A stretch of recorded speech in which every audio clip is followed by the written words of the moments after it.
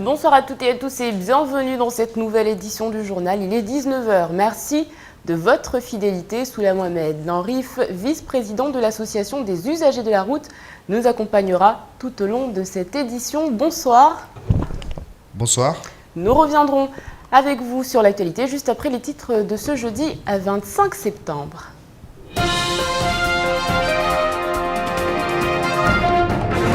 Il faut refaire la voirie de Tsundu. Voilà aujourd'hui ce que scandent les automobilistes et ce après qu'un camion ait à nouveau bloqué la circulation ce matin entre Tsundu et Ironibe. Hasard ou malchance, il s'agit du même camion qui avait bloqué la route il y a quelques mois de cela. Pendant ce temps, l'entreprise de transport scolaire Matisse continue ses interventions dans les établissements scolaires. Ce matin, elle s'est invitée dans une classe du collège de Kaweni 2. Objectif, sensibiliser les enfants aux règles de sécurité à respecter à bord des bus. Et puis l'avenir de la forêt sérieusement compromis à Mayotte à cause du Meremia peltata, plus communément appelé vaibé. Cette plante médicinale bien connue des Mahoraises pourrait sur le long terme empêcher la régénération de la forêt. L'ONF a donc décidé de s'attaquer à la problématique.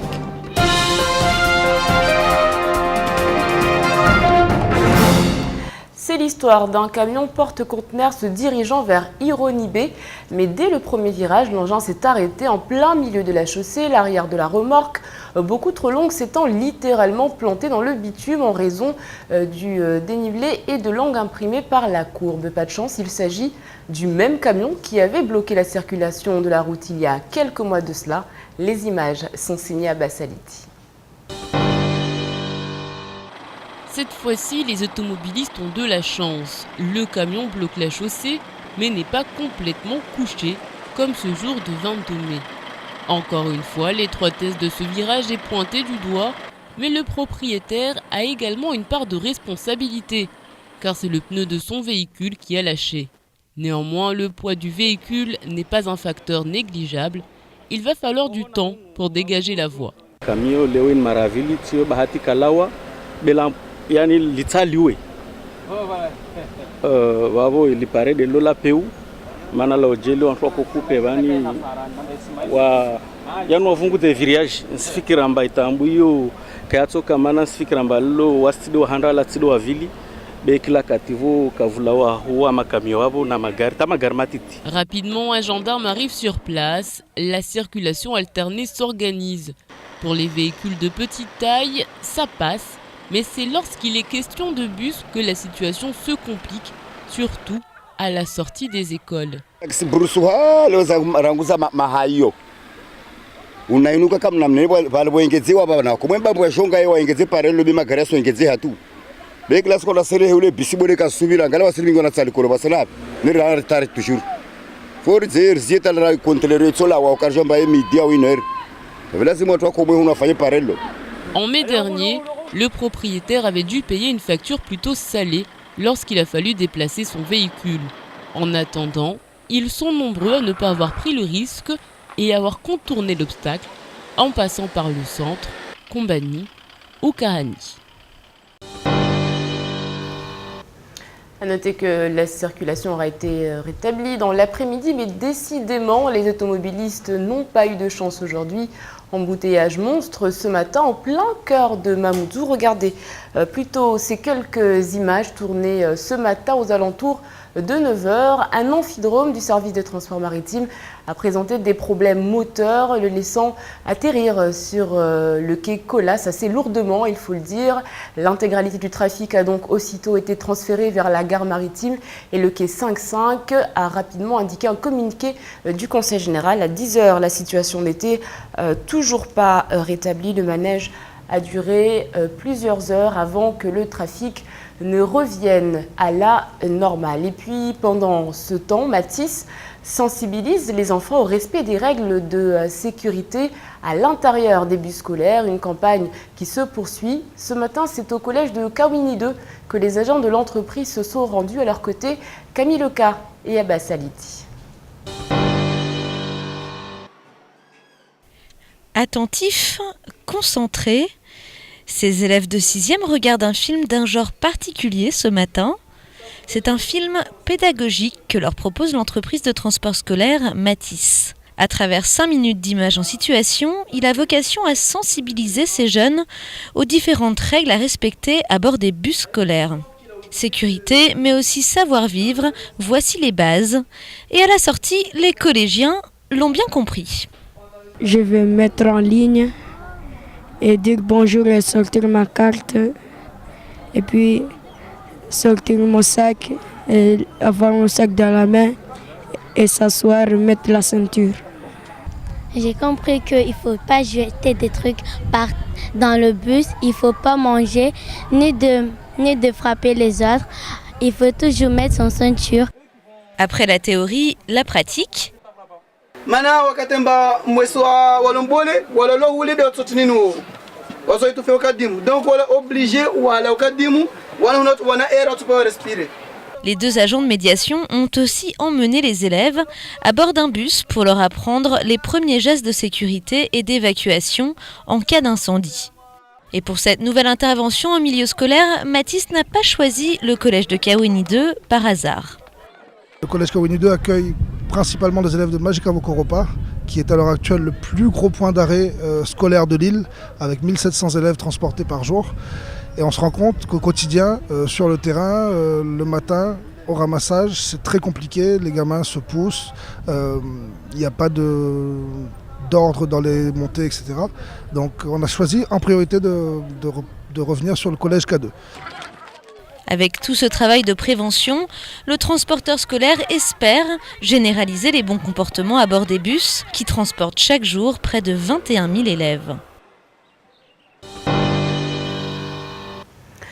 On en vient à ce rendez-vous annuel du sénateur Thani Mohamed Soilihi. Chaque année à la même date, il convoque les médias afin de dresser un bilan d'étape de son mandat et de ses actions qu'il a pu mener.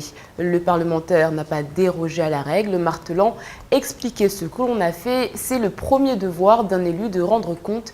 Shakila Issouf et Fred Souleymana étaient sur place. Des dizaines de courriers auront été écrits aux différents ministres pour dénoncer la désertification du territoire en médecins, pour emporter l'intégration des surveillants de prison mahorais à la fonction publique, pour que le document stratégique Mayotte 2025 ne se résume pas au seul travail des fonctionnaires et que les Mahorais y participent. Le sénateur Thani Mohamed Soilihi est actif et n'hésite pas à le faire savoir. Ce sont ces 2 amendements, l'un concernant la taxe de ramassage des ordures et l'autre concernant la taxe des assurances. Et grâce à ces amendements que j'ai fait passer au Sénat et que le député Ibrahim Aboubakar a fait passer ensuite à l'Assemblée nationale, eh bien, plutôt que de se retrouver à payer du jour au lendemain plus de 35% de taxes en plus par rapport à la moyenne, eh bien, ces taxes vont être modulées sur 5 ans. Le chantier de Mayotte reste considérable et l'homme ne manie pas la langue de bois, notamment en évoquant la réserve parlementaire, 130 000 à 150 000 euros disponibles, mais si compliqués à débloquer, les dossiers remis ne tenant pas la route ou étant incomplets. Pour que les collectivités puissent bénéficier de cette réserve parlementaire, il y a des conditions à respecter et des dossiers à monter. Que je me ferai fort d'expliquer à chaque collectivité si la demande en est faite. Il faut cesser de fantasmer sur cette réserve parlementaire qui est une somme modeste mais qui pourrait être utilisée à bon escient. Le 28 septembre prochain, le sénateur devrait passer de gauche à droite. Le basculement de la majorité semble inéluctable avec ce renouvellement de 50% des sièges. Thani Mohamed Soilihi n'est pas concerné par ce vote et s'il ne s'inquiète pas, ayant déjà travaillé au Sénat dans l'opposition, il redoute cependant que ses projets pour Mayotte ne soient plus prioritaires ou portés comme c'est le cas aujourd'hui. Rendons-nous maintenant du côté de Gomboni, un secteur réputé dangereux. Les jeunes s'y rassemblent pour, disent-ils, se retrouver. Les policiers interviennent souvent dans le secteur. Il y a quelques semaines, un jeune a été interpellé par la police. Des jets de pierre ont volé en direction des voitures de police. Le petit frère du jeune interpellé ce jour-là revient sur cette histoire en compagnie de Shakila Issouf. Pieds nus, traités comme des délinquants, Ces jeunes ne veulent plus qu'on les marginalise. Ils habitent Gomboni, un quartier dangereux où de nombreuses violences ont été commises. Comment sortir de cette spirale de haine et de rancœur? Un de ces jeunes se trouve être le petit frère d'un garçon qui était interpellé il y a quelques semaines par la police pour des faits de vol avec violence.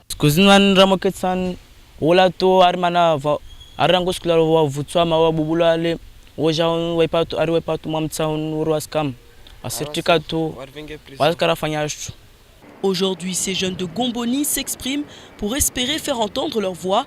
Fatigués d'être fouillés, interrogés et même parfois embarqués au poste de police, ces jeunes gombaniens crient au délit de faciès.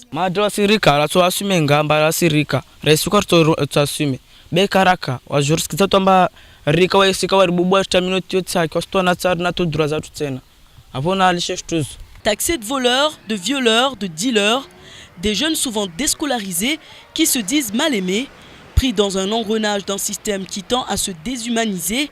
Ainsi, le dialogue n'est pas une priorité pour les services de la police, ce qui tend à éloigner la population de son service de proximité, une situation qui pour le moment ne semble pas prête de changer. En bref, aujourd'hui, jeudi 25 septembre, c'est également la journée nationale d'hommage aux harkis qui ont combattu aux côtés de la France pendant la guerre d'Algérie. Ce matin, place de France en Petite Terre, une cérémonie était organisée en présence des instances militaires et des représentants de la préfecture. On écoute Sylvie Espessier, sous-préfète chargée de la cohésion sociale. La commémoration d'aujourd'hui a pour but de rendre hommage solennel aux harkis et aux autres formations supplétives qui ont combattu dans les rangs de l'armée française. Cette cérémonie est importante pour le devoir de mémoire, pour commémorer le sacrifice parfois de leur vie de tous ces soldats qui ont combattu aux côtés de l'armée française, et également pour transmettre le message à toutes les jeunes générations qui viennent et qui, eux, n'ont pas vécu ces moments tragiques de notre histoire.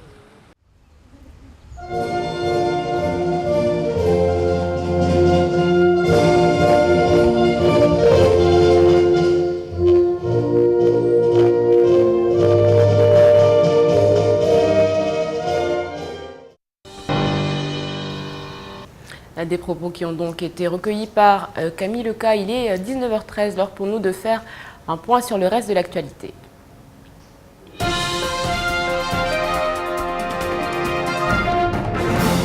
Mayotte est l'endroit où le contrôle technique est le plus cher de France. C'est maintenant devenu un marronnier. Chaque année, une étude donne la température en France, région par région, du prix des contrôles techniques. Chaque année, Mayotte figure parmi les plus chers du pays. Comptez entre 40 € et 70 € en métropole, selon l'étude annuelle du site simpleauto.com. Or, à Mayotte, ce prix est fixé à 85 €. Ainsi, sur un an, à Mayotte, les frais bancaires ont augmenté de 16% selon l'INSEE, les transports et communications plus 9,8% et les services en général de plus 4,8%. Sur le territoire, le nombre d'enseignes assurant les contrôles techniques ne s'est pas démultiplié pour ouvrir le marché à la concurrence et le marché se partage entre 2 ou 3 entreprises. L'opérateur téléphonique et Internet haut débit SFR a été racheté par son concurrent Numéricable. Or, Numéricable, c'est également Only. Mayotte est au cœur du sujet, au même titre que la Réunion où Numéricable détiendrait à lui tout seul, avec SFR et Only, 96 et 76 de parts de marché, soit une situation quasi monopolistique. Il serait question d'opérateurs sud-africains se positionnant sur les rangs aux côtés de Free Mobile, qui pourrait ainsi faire son apparition dans les DOM. Le paysage de la téléphonie mobile et de l'Internet haut débit pourrait donc changer du tout au tout dans les mois à venir. L'affaire est à suivre. Tout le monde s'accorde à travailler avec l'autorité de la concurrence pour trouver des solutions d'équilibre. Dans tous les cas, au final, c'est la haute autorité qui aura le dernier mot. Christiane Taubira est attendue en visite officielle à Mayotte. La garde des Sceaux serait en voyage dans la zone océan Indien du 12 au 17 octobre prochain. Un premier déplacement serait effectué à La Réunion pour un atterrissage prévu le 15, ce qui signifierait une présence étendue de presque 3 jours sur le territoire avec au programme notamment la visite de l'association Tama. Une escale à la nouvelle maison d'arrêt de Majicavo et du Carré des Femmes serait envisagée, tout comme un passage au tribunal de grande instance. Pour l'heure, le calendrier n'a pas été officialisé, il peut changer à tout moment. Nous annoncions hier que Mayotte bénéficierait pour l'année 2015 de 8 REP+, et de 10 réseaux d'éducation prioritaires. La nouvelle est bonne car elle marque une avancée réelle et des moyens conséquents mis pour Mayotte Sinistri en termes d'éducation. Pour sa part, le député Brahim Aboubakar accueille très favorablement cette information. La satisfaction est là, mais en comparaison avec la Guyane, l'enthousiasme est quelque peu douché. Il y a là-bas 35 établissements du second degré et 30 sur l'île Lagon. L'équivalence est là, tout comme le nombre d'élèves recensés. Qui plus est, Mayotte et la Guyane caracolent en queue de peloton en matière de réussite scolaire, affichant les plus mauvais résultats de France et de Navarre. Or, en Guyane, il y aura 18 REP+, contre 8 pour Mayotte, les REP n'apportant pas les moyens alloués aux REP+.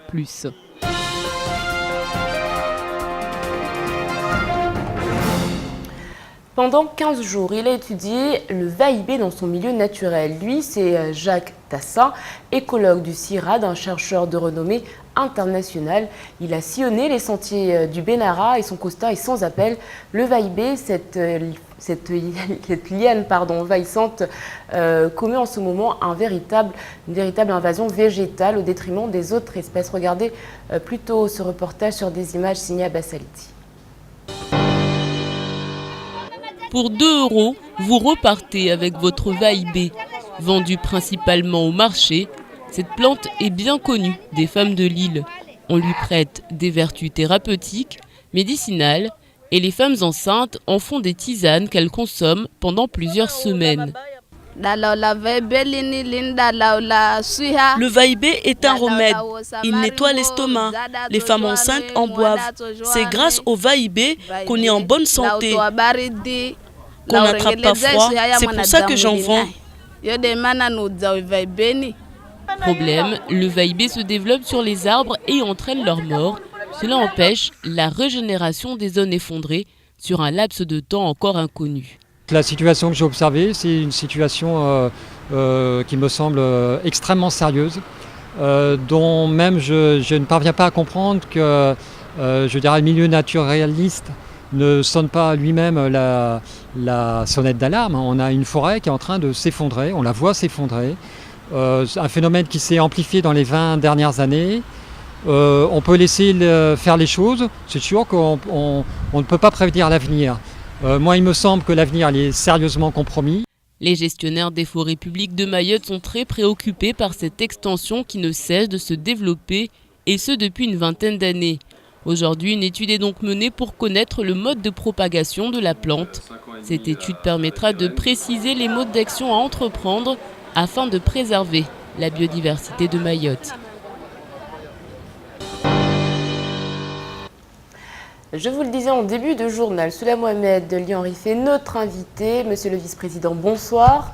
Bonsoir. On va revenir avec vous donc sur ces embouteillages de ce matin, dus notamment par 2 incidents, un du côté de Tsondou, un autre du côté de l'Amphidrome. Aujourd'hui, j'ai envie de dire, est-ce que Mayotte est prêt à plus de développement au niveau de sa voirie, quand on voit ce qui se passe avec ces petits incidents? Surtout avec tout ce qu'on voit actuellement. Déjà, d'une part, par rapport au blocage des embouteillages qui sont très fréquents. L'infrastructure à Mayotte ne suit pas l'évolution des véhicules. Et quand on regarde surtout avec ce qui s'est passé à Ironi, le virage de Ironi qui s'appelle Mkomboz. Ce virage, ça fait depuis les premières routes construites à Mayotte que cette route-là, il est comme ça et il est resté comme ça. Donc il était pratiqué déjà par les ânes et puis après par l'évolution pratiquée par les 504 et maintenant, on arrive sur des semi-remorques qui, aujourd'hui, avec les conséquences qu'on voit sur ça, et malgré tout, quand on regarde, on ne peut pas dire que les conducteurs à Mayotte ne savent pas conduire. Les gens à Mayotte ne savent pas conduire, parce que conduire ces engins sur les routes qu'on a à Mayotte, il faut un certain courage et c'est surtout une certaine volonté et technicité donc de pouvoir conduire ces engins sur nos routes. Alors justement, nouvel accident avec le même camion au même endroit. On a tendance à dire généralement que ce sont les conducteurs qui roulent trop vite. Aujourd'hui, on a le droit quand même de se poser cette question. La faute à qui ? La faute à l'infrastructure et qui C'est existe. pas la faute du conducteur. Pas du tout. Moi, je peux pas dire. On a vu que les pneus, par exemple, n'étaient pas forcément en état de rouler peut-être sur des distances pareilles. Les distances pareilles à Mayotte, on est quand même sur une île. C'est pas une distance aussi énorme. Et il s'agit pas là de parcourir une distance, mais il s'agit là de franchir un obstacle. L'obstacle qui était là, c'était ce virage-là. Ce virage-là, avec une semi pareille, que ce virage-là, même les petits véhicules, des fois, s'ils se retrouvent à deux, il est obligé de remonter, donc de monter sur ce coude-là. Et n'en parlons pas. Aujourd'hui, on connaît ces deux. On a connu ces deux-là parce qu'il y a eu blocage. Mais n'en parlons pas, les bus qui remontent souvent sur ce petit muret-là qui n'existe presque pas à force d'être cogné et recogné. Et comme ça, donc nous ici à Mayotte, nous surtout avec notre association, l'association des usagers de la route, on lutte et on essaye donc de montrer du doigt là où ça ne marche pas. Alors justement, le 22 mai, il y a eu donc ce premier accident qui, on le rappelle, avait bloqué totalement la circulation une bonne partie de la fin de matinée et de la nuit. Suite à ça, vous avez envoyé un courrier à la préfecture et vous n'avez pas eu de réponse. Qu'est-ce que vous disiez dans ce courrier exactement? Qu'est-ce que vous attendiez de la préfecture? Donc c'est surtout, nous on a voulu que la préfecture réagisse par rapport à des incidents qui sont très fréquents à Mayotte, et c'est surtout par rapport aussi à ce qu'on a eu la discussion qu'on a eue avec l'ADL qui nous ont dit qu'il n'y a aucun projet à court ou à long terme prévu pour ce virage-là. Et celui-là, il est là. Mais n'en parlons pas, les successions de virages entre Chikoni et Ouangani, donc qui sont là. Déjà, les bus ne passent pas là-bas. Impossible, parce que c'est des virages très sinueux, comme je vous ai dit, que c'est aujourd'hui donc l'évolution des engins qui circulent sur la route. Donc, on trouve de plus en plus des gros engins et l'infrastructure, il est resté le même qui était pratiqué par l'âne de mon grand-père. Donc c'est inadmissible. C'est inadmissible aujourd'hui que quand on regarde ces choses-là, l'évolution est là, mais à chaque fois qu'on revient, on répare et on n'essaye même pas d'améliorer ce qui existait. On refait parce qu'on a dit, on a eu du budget, on a fait. C'est pas suffisant. Justement, aujourd'hui, est-ce que, avec tous les contacts que vous avez pu avoir tout au long de cette année, il y a en projet une réflexion autour de la voirie à Mayotte, ou alors, pour le moment, ce n'est absolument pas une priorité? Actuellement, donc, c'est pas du tout une priorité parce que quand on regarde tout ce qui existait aujourd'hui par rapport déjà d'une part l'amphidrome quand on voit l'amphidrome là qui a bouchonné Mamoudzou pendant des heures juste parce que les gens ils ont voulu traverser. Donc l'attente déjà par rapport à ce rond-point, donc les déviations. Et puis après, c'est surtout, moi je pointe du doigt à nos élus. Les élus qui sont là, parce que on a voté pour eux, ils se disent, moi j'ai la vie tranquille pendant 5 ans. Et ils ne se soucient même pas que ces 5 ans, c'est une vie de la population mahoraise qui est en jeu pendant ces 5 ans.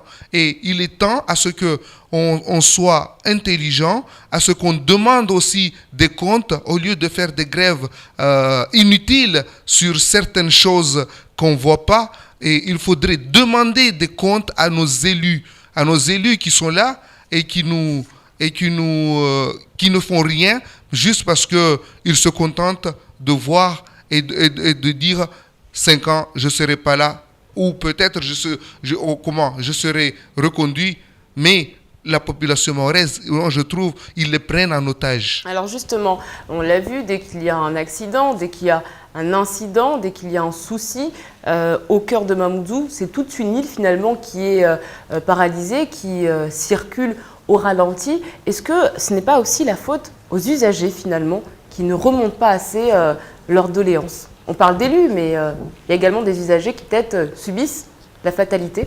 La fatalité, les usagers, donc tout le monde le subit. Les élus sont aussi des usagers de la route. Est-ce qu'ils ne voient pas là où ça bloque? Est-ce qu'ils ne sont pas assez matures pour dire qu'aujourd'hui, il y a ça et ça et ça qu'il faudrait améliorer? Quand on regarde juste, donc, le matin, quand on regarde sur Mamoudzou, les bus qui viennent là pour faire les ramassages scolaires, ceux qui viennent d'ailleurs, qui déposent, et ceux qui viennent ramasser là, jusqu'au moment où il y aura un incident grave sur ça, c'est là où les gens ils vont dire, si on avait su, on aurait fait. Mais il est temps à ce que les gens puissent savoir que la route, c'est aussi une réflexion à court et à long terme, mais nos élus, je trouve qu'ils oublient ça. Ils se contentent juste de dire, il y a un trou, je bouche le trou, mais ils ne regardent pas vraiment que la population déjà, ils grandissent, les véhicules, ils sont donc toujours aussi nombreux, et l'attente des gens, il est aussi amélioré, et les gens, de plus en plus, ils sont là, mais ils veulent avancer, et donc les handicapés, même ici à Mamoudzou, on voit les vaches qui prennent les trottoirs, qui sont là. Mais comment un jour on pourrait comprendre que à Mayotte, on a envie donc d'une évolution concrète. Du concret, c'est donc faire à ce que la route, chacun ait sa place. Chacun ait sa place, l'handicapé qui puisse circuler sur son fauteuil tranquillement sur les trottoirs, à ce que le conducteur il se soucie pas de dire je risque d'écraser le petit qui va traverser parce que on n'a pas fait donc un arrêt de bus. Que vous citez aujourd'hui, que représente l'association des usagers de la route? Est-ce que vous êtes entendu? Est-ce que vous êtes écouté? Est-ce que vous avez une instance en face de vous afin de remonter toutes ces problématiques? Les remontées, nous, on les fait, et beaucoup. Et on a l'impression que personne ne nous écoute parce que il y a certes... Vous n'êtes pas entendu aujourd'hui. On n'est pas entendu parce qu'il y a certes certaines choses qui on essaye d'améliorer, mais c'est pas du tout suffisant. C'est pas du tout suffisant, et je trouve que c'est pas du tout l'attente des Mahorais. Alors justement, on va parler de l'attente des Mahorais. Les automobilistes sont-ils finalement assez responsables? Est-ce que c'est peut-être une des raisons qui fait que vous n'êtes pas entendu? Parce qu'au niveau de nos interlocuteurs, on se rend compte peut-être qu'il faut responsabiliser d'abord l'automobiliste. On a vu par exemple avec la société Matisse qui responsabilise les élèves dans les bus. Il faut peut-être responsabiliser les automobilistes sur la route? Responsabiliser les automobilistes sur la route, je crois que déjà il y a assez, parce que quand on dit avant de conduire, il faut passer à l'auto-école et il faut faire ceci, il faut faire cela, c'est que eux, avant de s'engager sur cette route, ils ont eu une formation. Et maintenant, la formation, il est là. Il est temps à ce que chacun puisse prendre ses responsabilités. Et quand on regarde par rapport à Matisse, ce qu'il a fait, c'est très intéressant. C'est très intéressant, mais je dis que l'éducation aussi doit se faire aussi par les parents. Les parents qui doivent être responsables, donc montrer aussi à leurs enfants que un enfant, il va aller à l'école, mais un enfant, ça s'encadre. Merci beaucoup d'avoir répondu à toutes nos questions sous la Mohamed Henry. Il faut rappeler que vous êtes le vice-président de l'association des usagers de la route. Demain, journée mondiale de la contraception, journée européenne des langues. Nous aurons l'occasion d'ailleurs d'en parler. Bonne fête à Charles et à Damien. Dans quelques instants, la météo suivie du journal en Maoré. Et en Chiabamana répond aux questions de Patrick Mian. Elle est l'invitée du temps de parole. Demain, n'oubliez pas, vous retrouverez Amina Riti qui vous accompagnera dès 19h. Et nous, on se retrouve donc lundi pour un nouveau journal. Sinon, ce sera du côté de OM5 en multi-diffusion pour les métropolitains. Excellente soirée sur KTV. Kwaheri à tous.